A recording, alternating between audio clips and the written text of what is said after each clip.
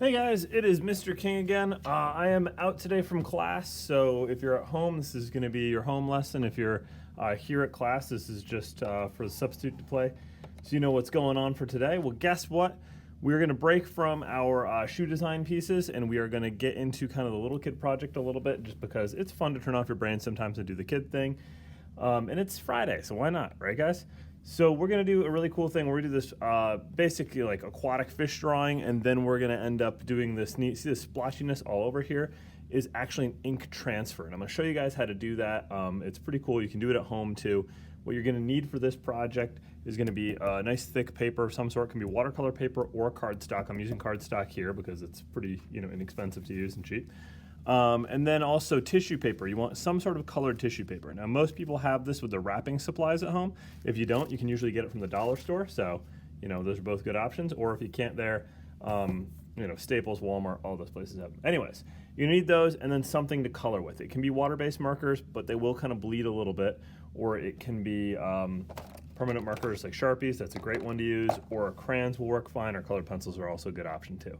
So any and all of the above are possible for doing this. So how do you make your initial illustration, your fish? Now I have an easy way of doing it, and that is what I call the loop-de-loop fish. And it's very simple, which is I like to take my paper sideways to start it. And you just draw loop-de-loops like you're doing loop-de-loops on a roller coaster. Maybe do 3 or 4. Start on one edge of the paper. Make them, some of them tall, some of them can be kind of fat, some of them can be somewhere in between, and then you can just go right off the page. Now, turn it sideways, and now these are each going to be the bodies for your fish, and the backs of those loop-de-loops become the tail. I like to just add a wavy line back here. And you do one right there. Let's do one more right there. And it's got this kind of Seussian feel, like that, one fish, two fish, red fish, blue fish. So there you go. That is going to be the body of the fish. I don't know if you can really see them yet, but once we add some details, I think you will. On the end, you can make your mouth. Now, if you want to do a standard kind of little fishy mouth, you just put a little V on the end here, and then give it a little bit of thickness to it. And you get yourself a nice little fish mouth. You throw in an eyeball here. If you want to make a little area, a little wedge cut out of it for the glare, you can do that. And we're starting to see the fish, I hope. Some gills might help. And then you got to do that side fin. And you can add some other really cool details to it, maybe a little texture to the fin there, kind of those ripples. And then let's add a longer, it's gonna have kind of an angelfish feel, dorsal fin on top. A little bottom fin here. And there you go, there's your first fish. Your second fish, I would just honestly make a few changes to it. One kind of cool thing you can think about is how do you change the mouth? There is this crazy fish called the parrotfish, weirdly enough, that has like a parrot beak on the end of it, and it eats coral, so I'm going to actually do that one down here. I'm not going to do the glare on its eye. I'm going to say it's a little more like a matte black there. Still going to have the gills. Simple triangular fins on the top and bottom. Kind of give it a textured fin on the side, just to give it some variety from the one above it. And then here, we could actually do maybe some like little dots across the tail fin. Again, just for variety's sake. Okay, and then let's do the last one. Maybe this one we want to do like kind of it's like a tiny little whale. The eye over here, kind of more like a whale. But he's still going to have a fin on the top and the bottom. We'll give him a little nostril. I think somehow this feels like, I don't know, like a dinosaur fish, you know what I mean? It feels like a brontosaurus head. I just like doing some variety. That's the only reason I'm doing this. A little ripple on the tail. And there we go. There's our fish. Now time to color. Now you could choose to use Sharpie, which is totally fine. The nice thing about Sharpie is that when we get to the final stage of this, you won't have the colors moving around at all on you. You might actually like color bleeding to happen, so you could use the Mr. Sketches, the water-based markers in that case, and that works fine. The nice thing about using Sharpie and then going to Mr. Sketch is that when you color with them, your Sharpie doesn't really go anywhere. It can a little bit in the beginning, like right while the Sharpie's still wet, but as soon as it dries out, that alcohol-based marker doesn't want to move around to the water-based marker. So, it's kind of nice to have it stay still. I went into the eye a little bit there, but that's okay. Its eyes are just a little bloodshot, so. He didn't get a good night's sleep, kids. So we're going to finish that one up. So you can do water-based marker. You can definitely blend your colors, which I recommend. So like, let me do a little Sharpie here. It's kind of yellowy green. Problem with going over the black with the Sharpie itself is it will pick up the color. So that's one of the advantages of switching back and forth between the water base and the alcohol-based markers like Sharpies.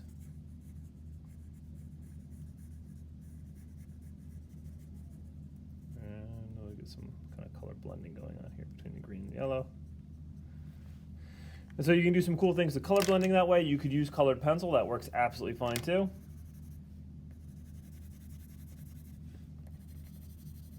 I don't love how the colored pencil looks in the cardstock, but it's totally fine. It works. It just tends not to accept as much color as I'd want it to, because it's a glossier paper than your standard. Switch it up a little bit. Use a slightly different green just for some visual interest here. And so you're going to get all this colored in. I'm not going to do the whole thing because I just don't want to take up all your time. So pretend I spent my time and I colored that in and it's looking fabulous. I'm loving it. It's great. It's exactly what I always wanted, right? So I spent my time on my fish. I made it look great. The last step is where kind of the coolness comes in. So we're going to do an ink transfer, I told you. So what we're actually going to do is we're going to take a piece of the tissue paper. You can use any color you want. The one color you shouldn't choose is white, because white on white, right? So I'm going to take this one out of here, actually. I'll throw it off to the side. I don't need you white paper. I am going to go with, let's say green. Do a dark green, or mid-dark green, like a middle of the road. So you're going to take your paper, you're going to lay it right over the top. You should still be able to see your drawing a little bit. All you want to do is make sure there's overlap over everything. And then the other thing you're going to need is a wet paper towel. I have these trays over by the sink. You can use those to hold the paper towel so your stuff doesn't get all wet. Just get them nice and sopping wet. Plenty of water on them. You are going to get your table a little bit wet here and need to dry it up in the end, which I know you guys can all handle. And you want to dry your hands off when you're all done. And watch out, because you will potentially get a little bit of ink on your fingers. Don't worry about it. That washes out pretty easily. Just a little soap and water. Give it the rest of the day and it'll be gone. But if you're careful, you won't get any on yourself. So what you're going to do is you're going to hold your paper. You're going to take your really wet paper towel and you are going to blot. Okay? And if you don't know what blotting means, or dabbing, and I'm not talking about with your arms, you literally just are pressing down and pulling up. You're not scrubbing around in circles or anything. You want to get all the paper nice and wet. Okay? The point is, what we're actually doing is there is ink in the paper, coloring the paper, right? And guess what? It's a water-based ink. You know, when you get tissue paper, that tends to be what they use on it. There are some tissue papers you can buy. You could look for it carefully, and they'll say like non-bleeding tissue paper, and that will not be a water-based ink. But most of your tissue paper is the cheaper stuff, and just because it can get really expensive otherwise. And so getting the cheap stuff has an advantage, which is that you can actually intentionally cause that ink to bleed out because it's water-based.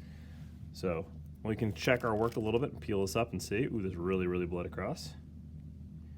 You can see it gets this really cool marbling effect from where the paper folded. Okay? If you want to get more of that effect, you can actually intentionally crinkle up the paper. And you can also see why the water-based marker can be a little bit of a pain, is that it does bleed back into the paper, so you pull some of it up, but it doesn't move around too much. Like, it doesn't bleed into the paper too much.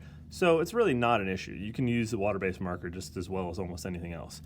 What I like to do here is actually like to go with maybe 2 colors if you have time. Don't necessarily choose colors that are really, really similar. Maybe choose one that's going to be nice and different. So I'm going to go with kind of like this orange color. It'll probably have a little bit of a brown feel to it when it's done, because, you know, green and orange will get close to that brown. But let's try to get a little bit more of that marbling effect. Let's actually do this. Let's crumple up our paper. I'm not positive how well this is going to work. I've had it work in the past, but you never know when you change materials a little bit. This isn't the exact same tissue paper. This isn't the same cardstock that I've always used. I'm going to try to get some of these wrinkles intentionally in here. It's going to be kind of tough. We'll see. We'll see how it works. No promises. So then take that wet paper towel. Again, just blot. You can use the same paper towel. Even if you see a little ink left on the paper towel, I wouldn't worry about it too much.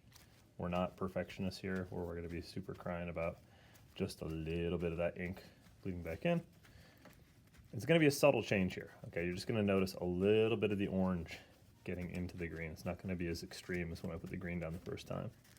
But I think doing more than one color really is kind of a cool thing. Get the whole thing wet. You'll know it's wet because obviously it becomes more see-through, which is kind of cool. The transparency comes into play. And, oh yeah, look at that. Isn't that cool? I don't know if you guys can see that in camera as well as it showed up, but I really dig what that does. Get this really cool marbling effect. Watch out because the paper will be a little bit weak afterwards. It's going to be really flimsy after being that wet. Can you guys see that on camera okay? I think you can, yeah. Wow. Pretty cool, right? So this is a really neat technique. You can use this at home. I actually really like it when I crinkled it up more, so I'm going to recommend you just do it for both of them. Just really crumple it all the way up and then uncurl it because that marbling effect is really neat. Almost looks like a giraffe pattern, you know what I mean? Or maybe like rhino skin or something. Really digging it. I kind of want to use this somehow on our shoes to do like cool print patterns, but I digress. We've done an awesome print job here. If you do it with a little bit drier of a technique, you get more of a patchy look to it like this one. I prefer this personally, so I don't know where your feelings are. And when you're all done, just double check that you have your name on the back. It's never too late to do that. You just take your black Sharpie, really do the Sharpie on this one. It will be a little bit, you know, won't quite soak in as easily, but it's right there. And then I take that and I'm going to put it in the drying rack to dry out. Now this will curl up a little bit. It will buckle as it dries because it's just the nature of how paper can dry, where one side dries faster than the other. But when you're all done, you get these back. The next class, say it's curled up like this, just put it under some heavy books and boom, it's going to be nice and flat again. Okay? So that's it, guys. I hope you enjoy making these. I think they're a lot of fun. When you're all done, you will notice you will have some leftover ink on the table, but check this out. Remember, it's water-based ink. So a little polish with that paper towel. Go ahead and throw this away at the end of class once you've cleaned everything up. Make sure your desk is nice and dry though. Please don't leave sopping wet desks for the next class because then some poor kid's gonna sit down, put their paper in it and be like, why is my desk wet? So just a little aside for my kids who are in the classroom.